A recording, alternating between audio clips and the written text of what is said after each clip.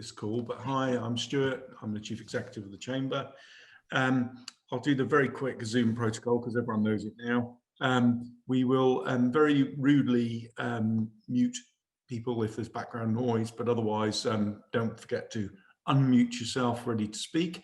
If you want to ask a question, raise your hand in the participants function, or if you want to, because there's relatively few of us, you can wave at the screen in the hope that somebody sees you, or you can ask a question in the chat.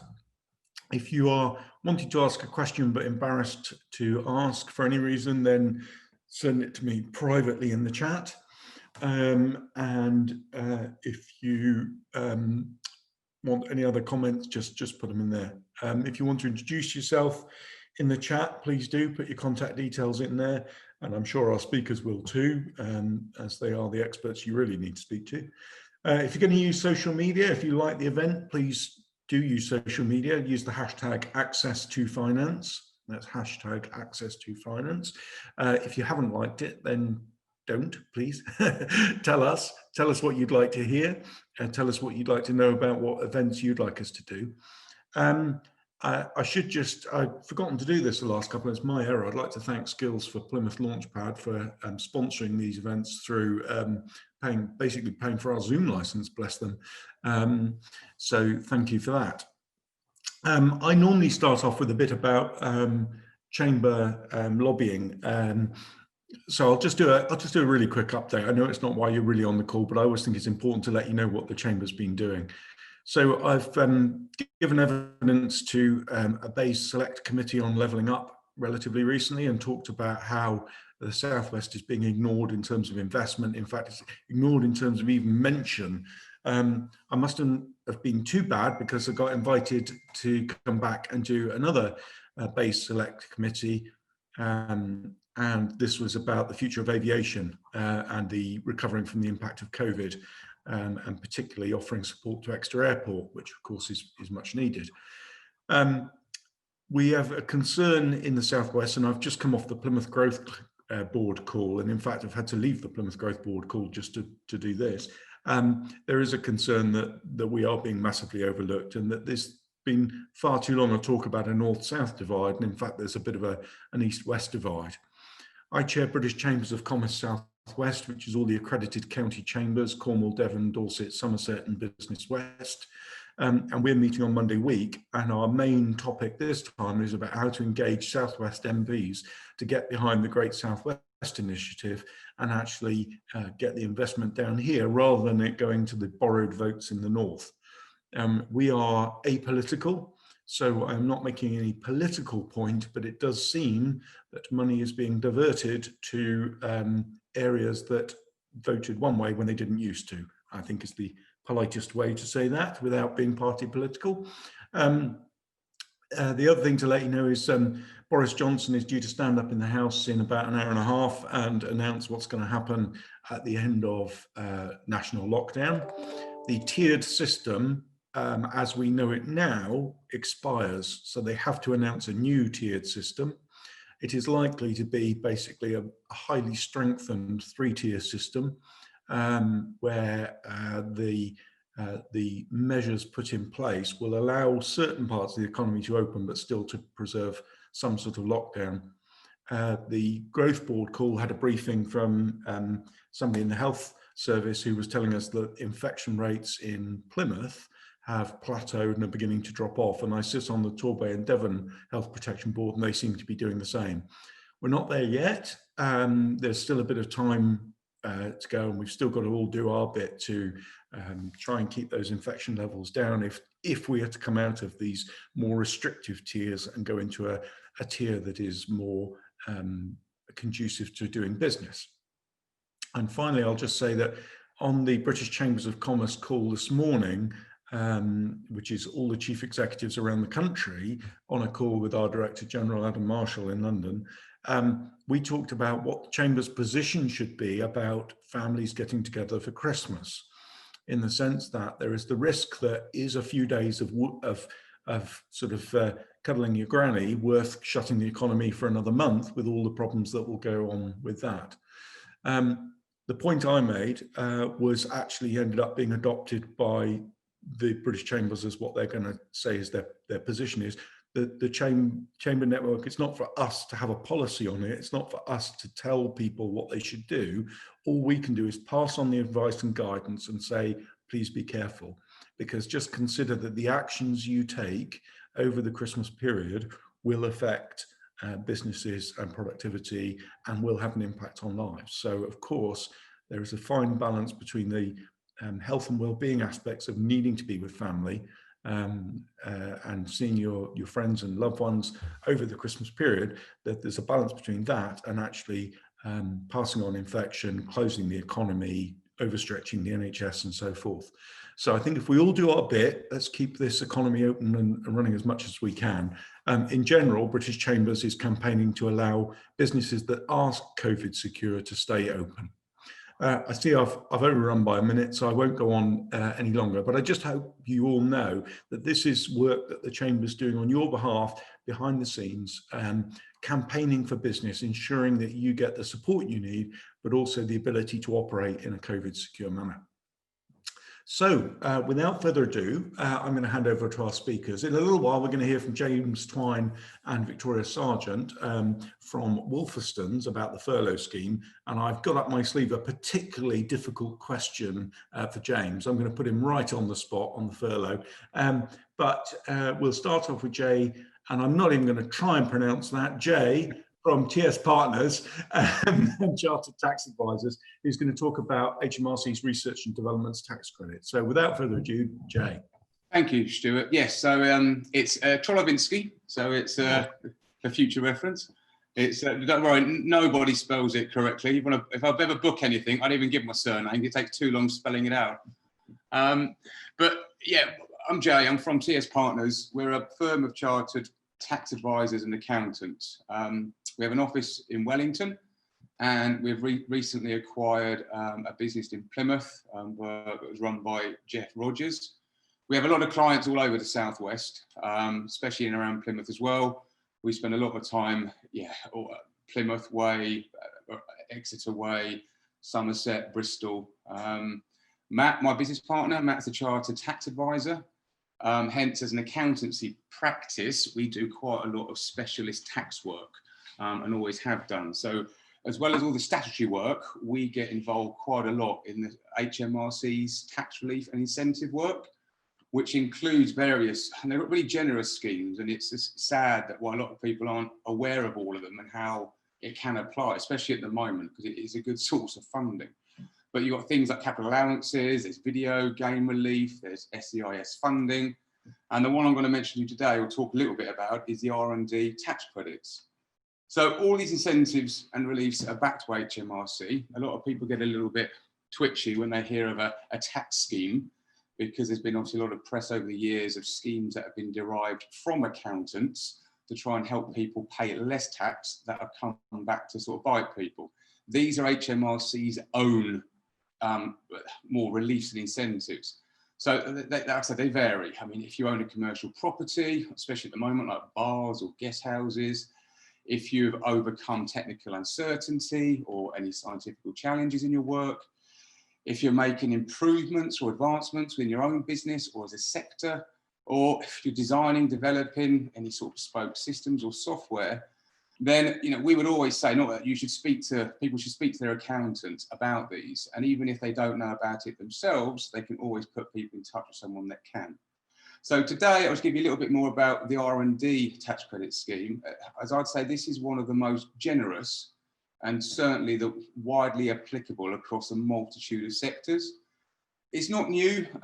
It's been around since sort of 2000. They made the scheme a lot more generous in 2013.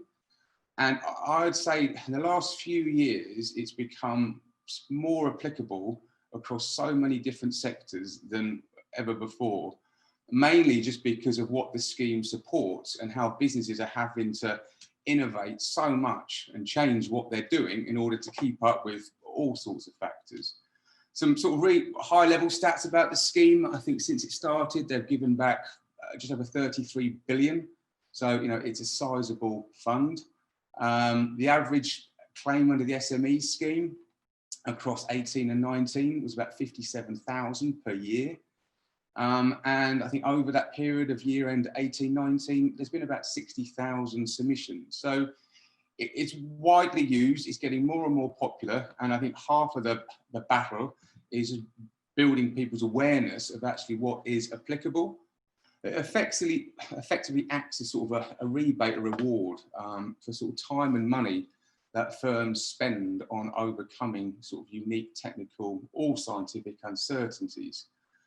There is a lot of misconception about who it applies to. You know, quite often people think it only applies to work that's in the scientific field, but this isn't the case. The scope for identifying R&D is huge. And especially quite often people regard what they do as just their everyday work, but if you really unpick what they do and go into the detail, there's elements of that work that are eligible with the R&D scheme. Some of the key reasons why I think eligible businesses don't claim, and they're quite obvious, but misconceptions about people think they don't qualify. They think their R&D, the R&D that's going on, they just regard as their everyday work. Biggest one is unawareness, but a bit controversial, but to be honest, I think one of the big factors as well is people's accountants or advisors don't truly understand what companies' day-to-day projects involve. So it's really hard to apply the scheme to what they're doing unless they really understand what they're doing every day.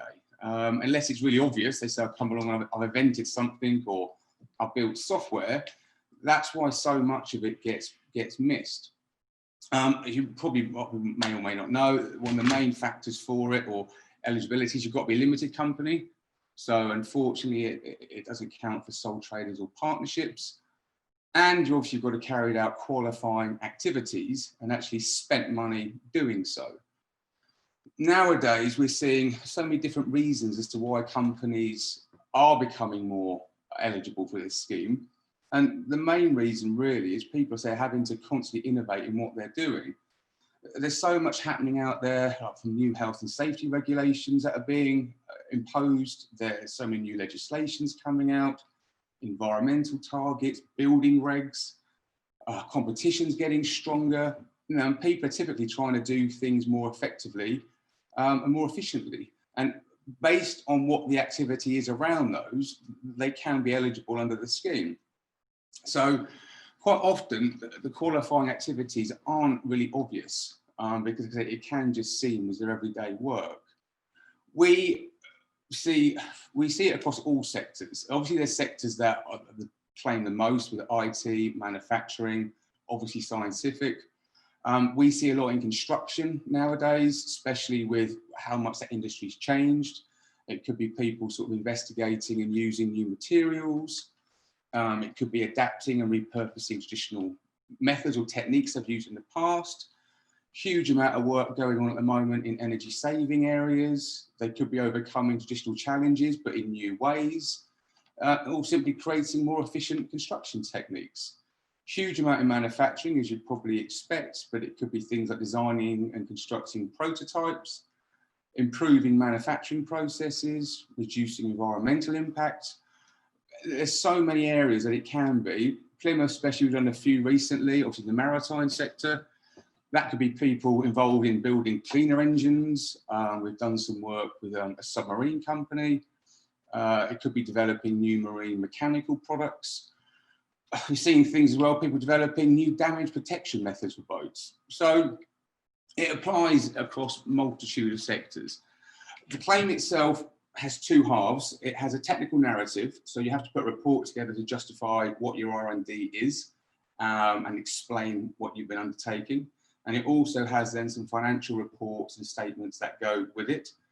If people haven't claimed, they can go back 2 full financial years. So the first rebate or claim could sometimes be quite substantial. And some of the key areas that you can claim are staff wages, any subcontracted costs and purchases that relate to those key activities. And firms can get back between sort of 18 and 33% of that qualifying expenditure. So you can imagine, you know, some firms with big payrolls or subcontracted costs or purchases, and they've been eligible activities. it's quite substantial funding. They process very quickly. I'd say normally between sort of 4 to 8 weeks would be an average. And it's where they get put through, there's a bit of misconception out there that if it's not done correctly, like anything regarding tax, if you don't do it correctly or you file claims that are inaccurate, then yes, there can be, as HMRC, for anything you do, penalise you or penalties. So I know that we've seen and heard from certain clients and companies where they've looked at it in the past and they've got a little bit nervous because of some of the bad press about it. But I said, if you use a tax advisor to do your claim and look into it, and there's something there, then it's a very, very good source of funding, like I said, and it's very, very generous. So that's just one of them. I'm sure many people may have heard of it, but it was just a little bit of, especially nowadays at the moment, everyone's looking for funding. And because you can go back 2 years, companies that have got a year-end December, they can go back and claim for work they've undertaken in 18 and 19 at the moment. So we're seeing it help people a lot at the moment, and thankfully doing quite a lot in and around Plymouth, which is nice because it's getting a bit of the money back into the local pot. So that's it really. I didn't want to bore anybody with any presentations as such. That was a little bit of a snippet. Some of you may already heard about it or not, but if you haven't and people think it is applicable, then I'd certainly look it up. Thank you, Stuart. That's it. Thanks, Jay. And I've actually got a couple of questions. Or Tim's got his hand. Well, I think he's got his hand up. You're in the dark, Tim. We just see this sort of dark sort of shadow appearing across the screen there. Go on, go for it, Tim. It's very sunny by the seaside. If I lined up, you wouldn't see me at all. Okay. The question I've got, Jay, is presumably you need to communicate to HMRC in a certain way when you're making a claim. You can't just write a story. You have to presumably they've got a format by which they assess. Yep.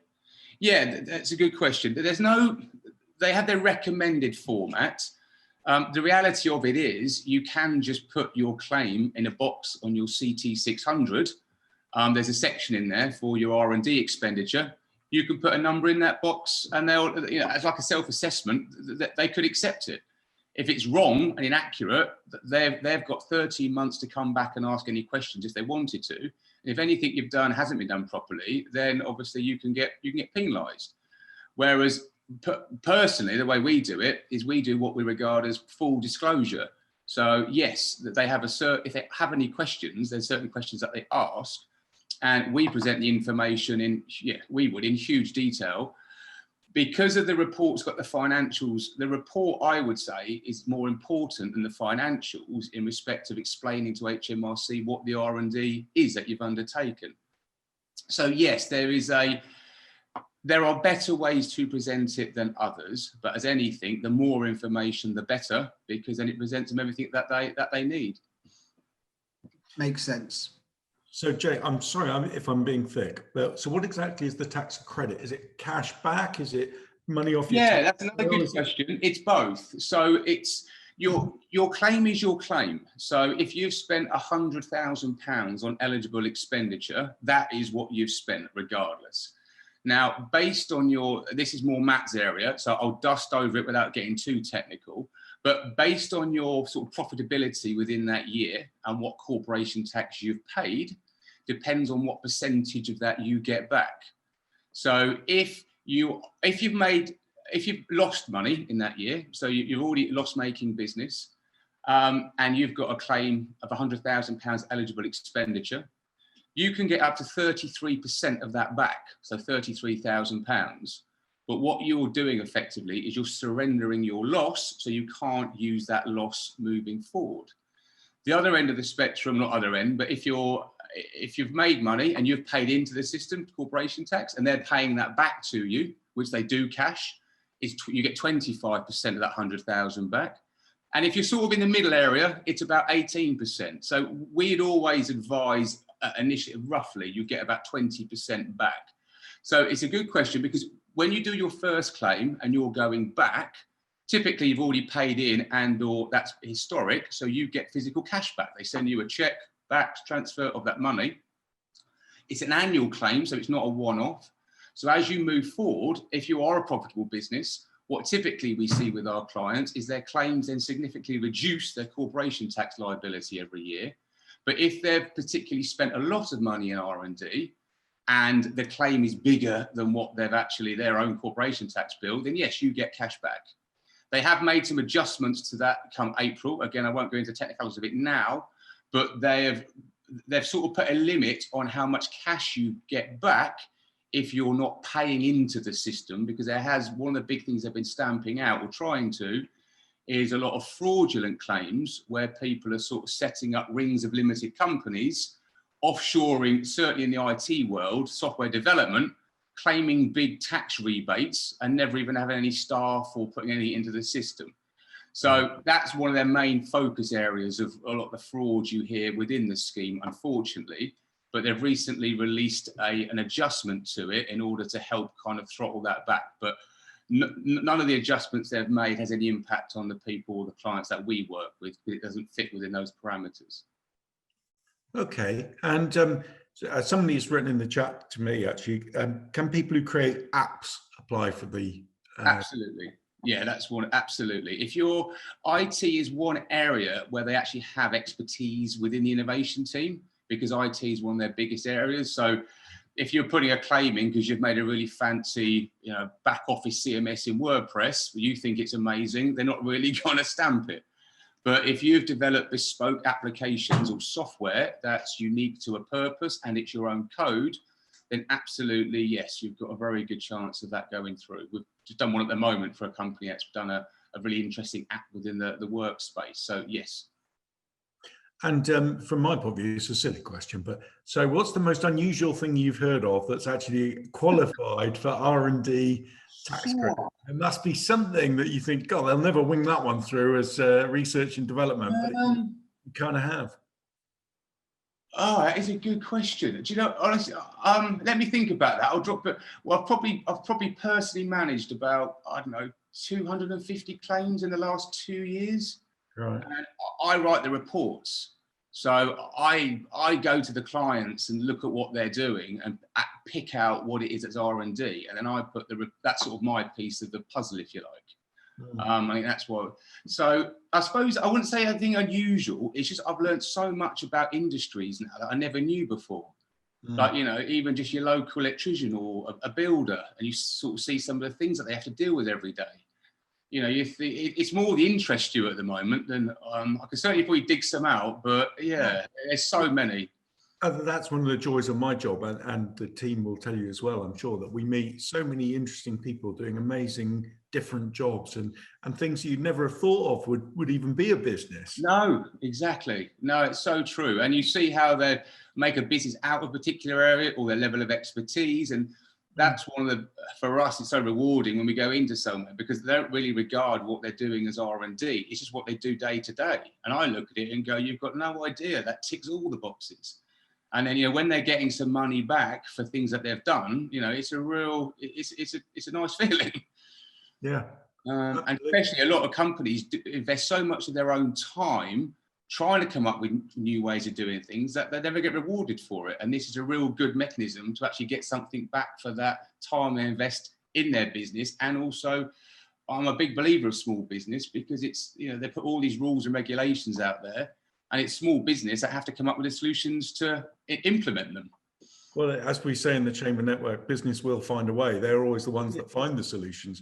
They should be letting the private sector find solutions to COVID, not trying to do it on a massive public sector scale. I was a judge at the Western Morning News Business Awards last year, and one company had pivoted from manufacturing. I can't remember exactly what it was they did. I think it might have even been in the automotive trade, but it's a very terrible choice of phrase, but pivoted to making adult toys, and very successful at it. I mean, good for them. I mean, why not, Yeah. Right, well, on that rather on that link, I'll let you point it. It's probably a good job I can't actually see the facial expression of one of my directors, who's probably just fallen off his chair at the thought of discussing adults' toys on a chat. But anyway, So I will now hand over, as we've reached 2:30, to James Twine and Victoria Sargent from Wolferstans, great members of ours. I'm happy to hand over those, who are going to talk about furlough and shielding, and I'm saving up my tricky question for James. Over to you guys. Hi, Stuart. Hi, everyone. Yeah, and thanks for that great segue, Stuart, from adult toys to solicitors. That's just what we wanted to start things off.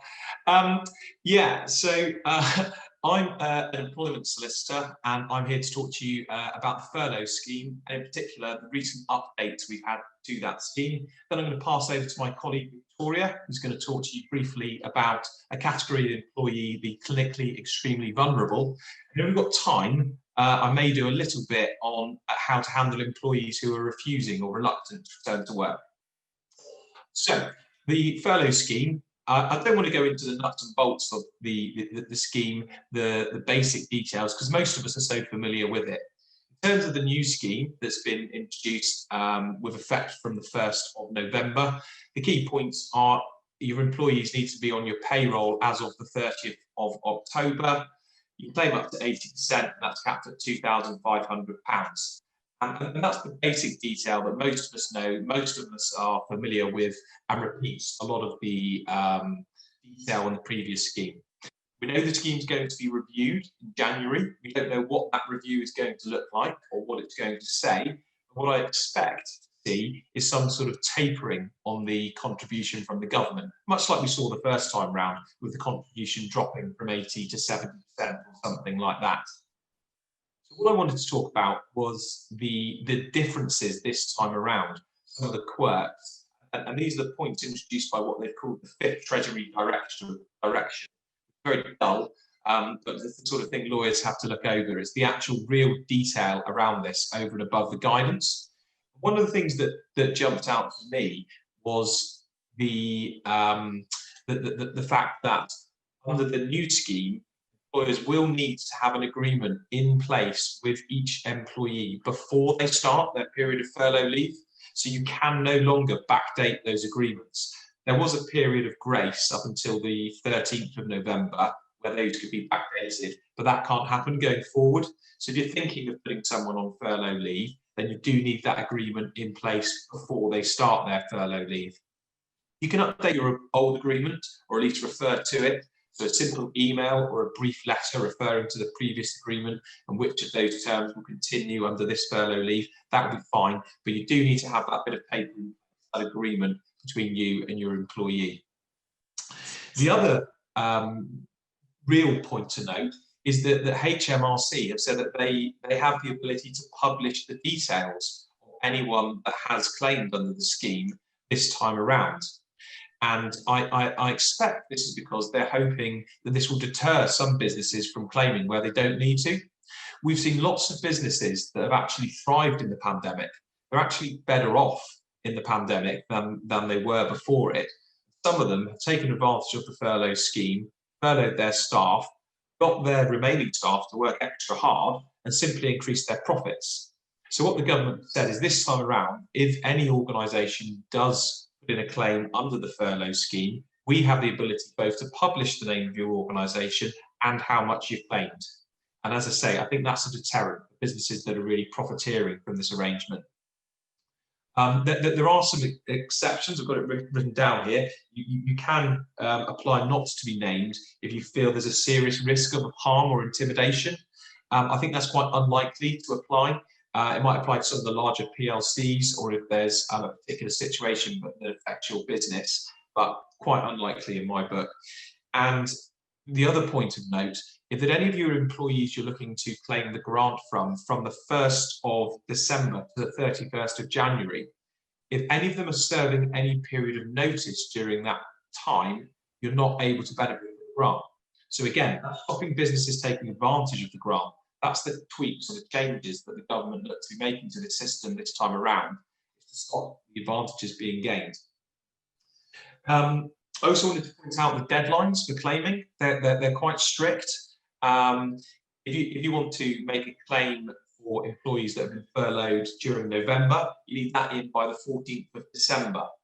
The next deadline is the 14th of January, but then confusingly it flips to the 15th of February, the 15th of March and the 14th of April. So again, it's worth taking a note of those dates or contacting Victoria or I afterwards. It's not a simple case of it's got to be in by the 14th of next month. Sometimes it's the 15th. And that's the last thing you miss out on grant when you're entitled to it. There are some exceptions, again, that HMRC have listed these as reasonable excuses. So this is for late submission of a claim. This is where it will still be processed and you still can take advantage of the scheme. That's if your partner or another close relative has died shortly before making the claim. You have an unexpected stay in hospital, preventing you making a claim. You've had a serious or life-threatening condition, a period of self-isolation, your computer failed, but I don't know how you're going to prove that. There could be some interesting cases around that when you're trying to claim that your computer failed and that was what stopped you or prevented you from submitting a claim. Fire, flood or theft, postal delays that you could not have predicted, delays from a disability, or if HMRC prevented you from making a claim. So there are a number of limited excuses or exceptions, but the message from us is to make sure you've got those deadlines in your calendar.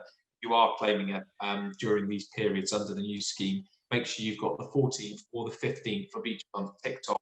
You know, to submit your claim before then. As I said, I didn't want to spend much time on the furlough scheme because it's very dull as it is. We're all very familiar with the basics of it. So it's just those changes and those slight quirks that I wanted to really bring to your attention. What I'll do now is I'll pass over to Victoria, who's going to talk to you about clinically extremely vulnerable. And as I said, if we've got time, Victoria will pass back to me for another topic. Thanks. Lovely. So hello, I'm Victoria. I'm another employment solicitor in James's team. I'm sure everyone's familiar with the term clinically extremely vulnerable. It's the top tier of medical conditions that make somebody more susceptible to either contracting coronavirus or being seriously ill if they do contract it. So it should be a very few number of your employees, if any. So it's just those people who are previously shielding. There is a list of conditions on both the government website and the NHS website, but it's generally people who are having either chemotherapy, immunosuppressant sort of treatment, an organ transplant, there's blood or bone marrow cancer, severe lung conditions, kidney dialysis. I think there's anyone who's pregnant and has a heart disease or heart condition. There might be a couple of others I've missed, sorry, but there is a list online. Generally, those members of staff should have received the letter from their clinician to tell them that they are clinically extremely vulnerable, but not all of them will have or may have. For those members of staff, what I'm saying only applies until the 2nd of December at the moment. So as of this evening, I might actually have hopefully more information about that, but until the 2nd of December, those members of staff should not be in the workplace at all. So they should be completely shielding, working from home if possible, but if not, just off work at home.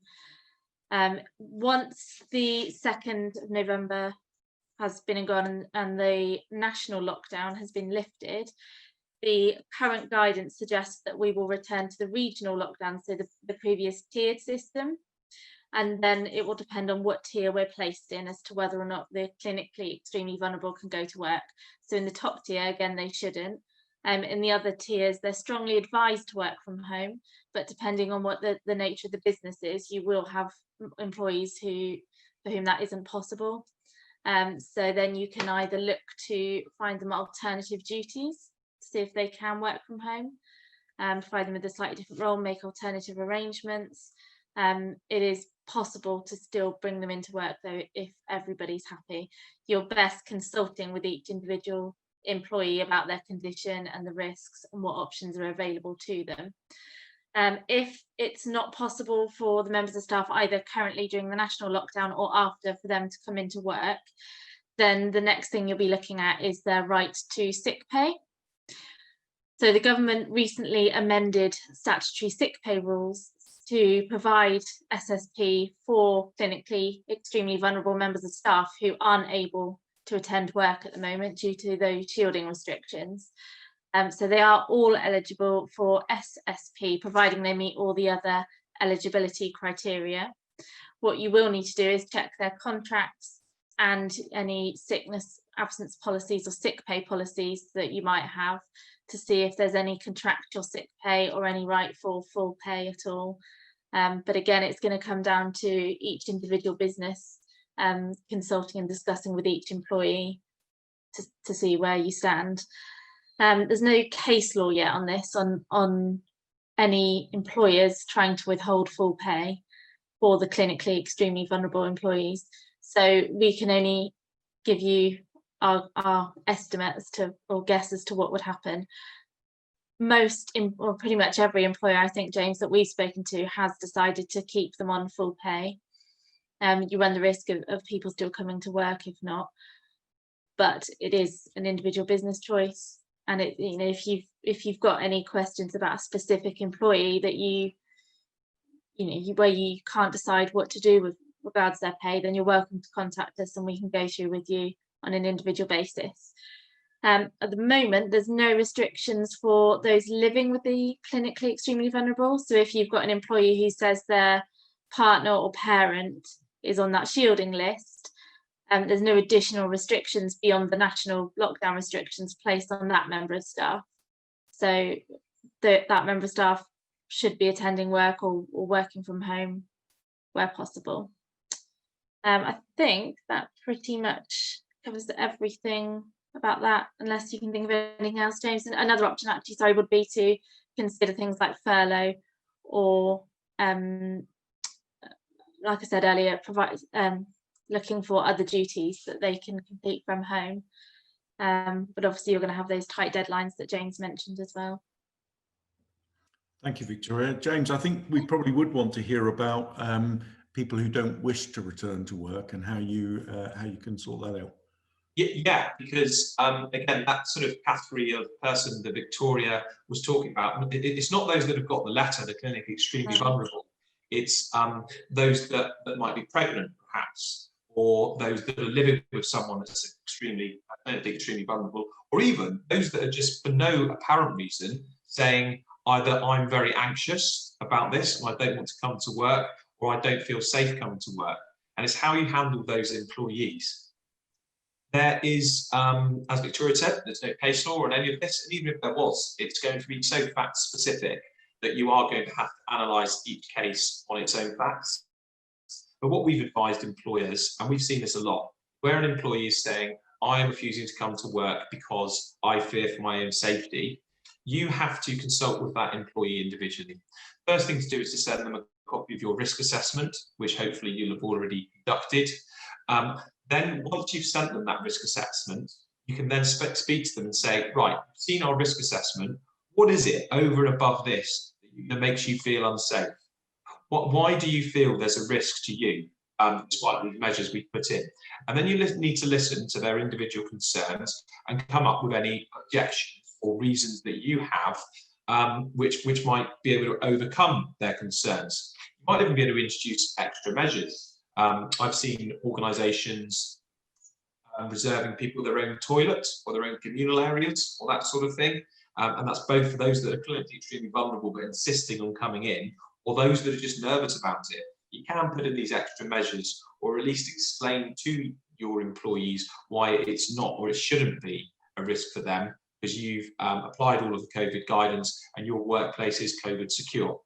Ultimately, once you've met with the employee, you've tried to head off their objections, explain to them why you feel it is safe for them to return, you're then faced with You're faced with three options. You either, well, sorry, before we get to that, there are the other obvious things you can try and do, like let them work from home, place them on furlough leave, try and transfer duties to them, give them duties that they wouldn't ordinarily undertake, but that they can undertake from home, for example. If none of those are applicable, and quite often they're not, quite often the only option is for the employees to come to work. They say they're concerned about coming to work. You've listened to what they've said. You've explained why it is safe to come to work. And then, do you know what I mean? You've both come like that. What is it that you do? Your options are to allow the employee to not come in and to pay them in full, which most businesses don't want to do. They don't want to do that for a number of reasons. One, they don't want to set a precedent. They don't want all of their employees suddenly turning around and saying, hang on, I don't feel safe, I don't want to come to work. But also, there's a lot of controversy or animosity between different members of staff. You've got those members of staff that are working really hard and going the extra mile, and they feel sort of quite upset if people aren't seen to be pulling their weight, which isn't always the case. Some of these people are genuinely concerned. You've got that to factor in. So one option is to pay people, but most people don't want to do that. The second option is to say, well, we're ready and available to provide you with work. We've assured you that it's safe for you to come to work, and now you're refusing to come to work, so we're not going to pay you. And again, that's a step we've seen quite a lot of businesses say. They've said, if you don't want to come to work, we will not pay you. And to date, most employees have been fairly accepting of that.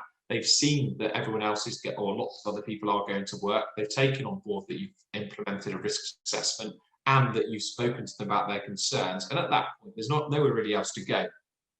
The final option is that you dismiss the employee. Say, I'm dismissing you for failing to follow a reasonable instruction. The reasonable instruction being stand up and come to work.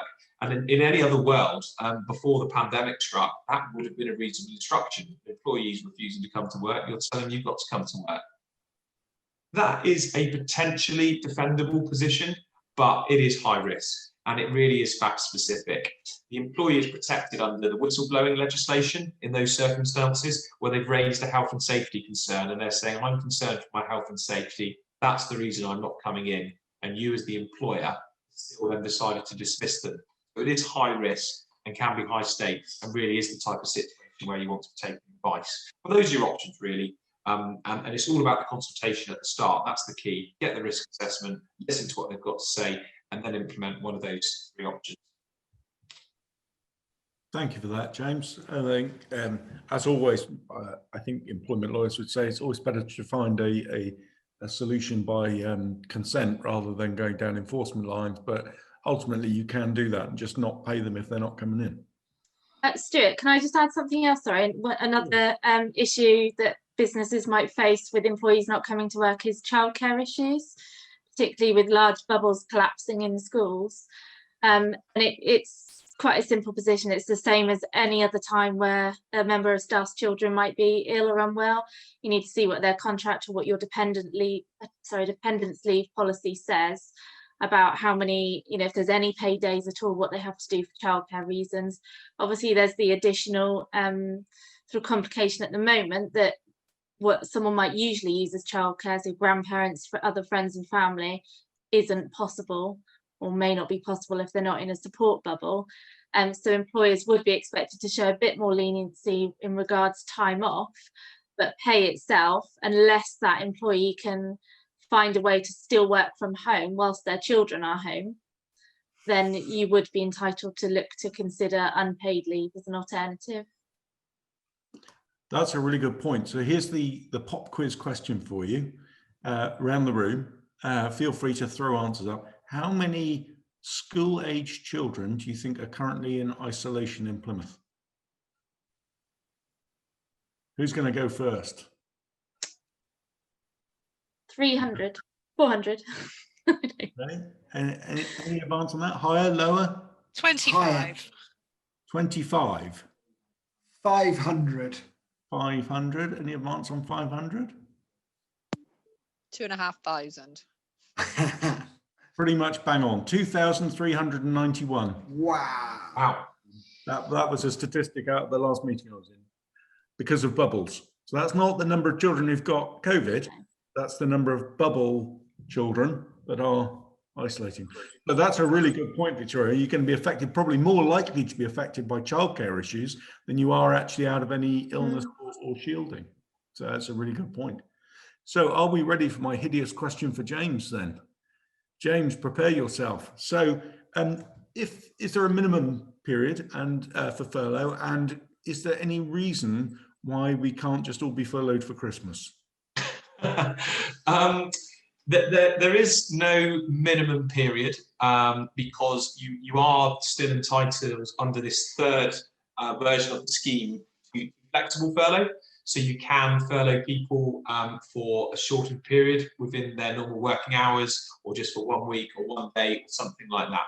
So there is no minimum period. But your second question, can we obviously furlough for Christmas? I don't think so, Stuart, as much as we might like to be.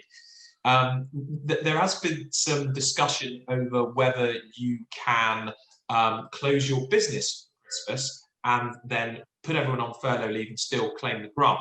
We don't know the answer to that, but I expect the answer is, if you've closed it for COVID-related reasons, yes, you can claim the grant. If you close for Christmas every Christmas, then no, you're unlikely to be able to place everyone on furlough leave. So again, a lot of this comes down to grey areas, doesn't it? How do you prove that you closed it because of COVID-related reasons? Is it a COVID-related reason because you want to give everyone a break and have a nice time? I don't know. You're getting into some sticky areas there. But certainly, if it was because your business is going to suffer over the Christmas period, normally that was a time when people would be purchasing your services or goods, and they can't this year, so we're going to shut down. You would be able to claim. Beyond that, I don't think, so that we can all have a good Christmas, you'll be able to benefit from the grant, unfortunately. So massively paraphrasing then, because we've been very generous with the staff in the past and let them actually have some time off over Christmas, and actually let them have Christmas Day off of all things. That means I can't furlough them. Shocking. I'm afraid not. Shocking. Okay. Any other questions for James or Victoria or Jay? I would have thought, I noticed we've got HR and virtual assistant type people on the line. I thought they would have had some sort of really technical HRE type question. Now I'm going to get this wrong. No, it's all been great. Thank you so much, James and Victoria. Really, really sensible advice, and the sorts of questions that people are asking, you've answered them all. So thank you. So and I've asked you before, and there were 3 ways of pronouncing your first name. It's Helena, so it's the least obvious way of pronouncing it. So Helena, yeah. So yeah, we're getting lots of questions from clients exactly along the lines that James and Victoria have addressed, and so excellent advice. Thank you both so much. Oh, thank you. That's good. So we'll see you all over Twitter and Facebook hashtagging. What a great presentation it was. Victoria, sorry, go ahead. Yeah, sorry, nobody's asked this as a question, but it's just one more thing I thought of that James and I have come across that might be useful. People might know now because it did come out a month or so ago, but it's actually, if you have a member of staff who has either been contacted by Track and Trace to self-isolate, who lives with somebody who has COVID symptoms or has a positive COVID test, then it's actually a criminal offence to allow that member of staff into the workplace. Okay. And there is a potential, James, is it £10,000 fine? Yeah, I can't remember the fine, but it is a potential criminal offence, and it's knowingly allowing them. So once you as the employer become aware, that's when it's a criminal offence to allow them to enter into the workplace.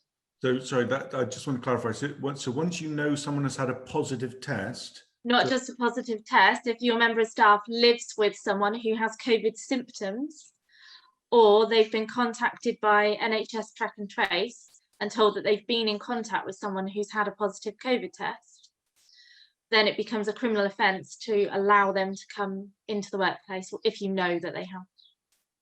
Right. So that it's the extension of living with someone who just has symptoms, not even a positive test. Well, I'll be all right as long as my dog doesn't get COVID, because it's the only person I live with. But you know that the NHS Track and Trace system is working perfectly, because if you track any government contract, you can trace it to a friend of a government minister. Harsh but fair, harsh but fair. Anyway, right. Sure, if we weren't on mute, Stuart, there would have been all sorts of laughter there. Yeah, thanks. Yeah, it's just this blank wall of silence then. Anyway. I promise you I'm apolitical, honestly, because we're not allowed to be not, because we do represent businesses of every persuasion.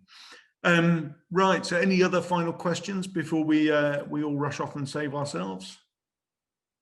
Looking around the room, no. Daphne's mouthing something. She's probably trying to tell me to remember to promote some upcoming events. Daphne, you've got 30 seconds. Go on, come in. Tell us all about it. Please don't forget to register to the awards. We are inviting everyone to come along. It's going to be really exciting. We have loads of surprises, and we also have the tribute to Steve Whiteway. So that's going to be something really, really good for us, because we really miss him at the Chamber as one of our directors. So if you can join us, it's next Friday, 4th of December, 11:30 till 2 p.m. Otherwise, you're going to miss out. Yeah, indeed. Details on the website. So thank you for that. And yeah, I've been fortunate enough to see a sort of mini version, a pre-edited version of the tribute to Steve Whiteway in film and what have you. And it's a bit emosh, I have to say, as the technical term goes, a bit emosh. What a lovely bloke he was. Right. So thank you all for joining. Thank you especially to our presenters, Jay, James and Victoria. Really appreciate all your advice and help as usual. Thanks all for attending. Hopefully see you at the awards. Stay safe, keep your chins up, or in my case, several chins. I've got this theory that plastic surgeons are going to do really well after lockdown, because we've never spent so much time staring at ourselves going, do my eyes really look like that? And my chin? Anyway, so have a great rest of your week, and thanks for joining, and we'll see you soon.